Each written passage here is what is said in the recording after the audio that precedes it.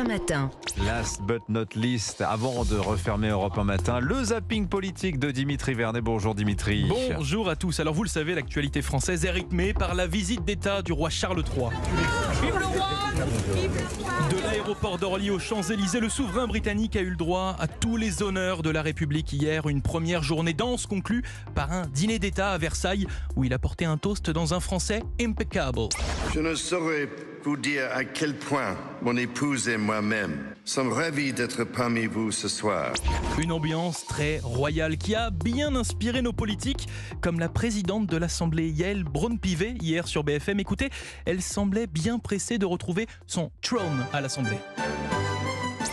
Le 49.3 est juste un outil constitutionnel prévu dans notre Constitution depuis 1958. C'est un outil comme un autre pour moi.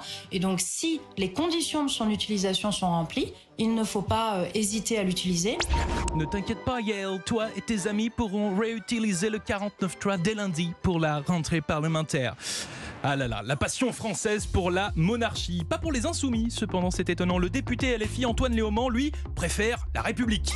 Charles III, on l'aime pas, parce que c'est un roi. Et nous, on n'aime pas les rois, nous, on aime bien la République. Et monsieur Léaumont aime tellement la République qu'il a décidé d'en faire une fête aujourd'hui dans sa circonscription. Problème, il veut la faire près d'un quartier, à côté d'un rond-point qui a été incendié fin juin pendant les émeutes urbaines.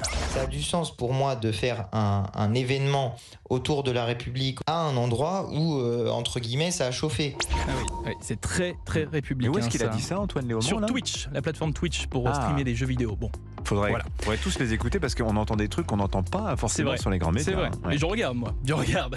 Bon bref, très républicain tout ça.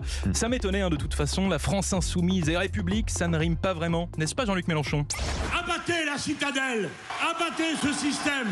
Bref, prenons maintenant des nouvelles de notre ministre de l'économie, Bruno Le Maire, surnommé ironiquement par les oppositions Bruno Demande. Pourquoi?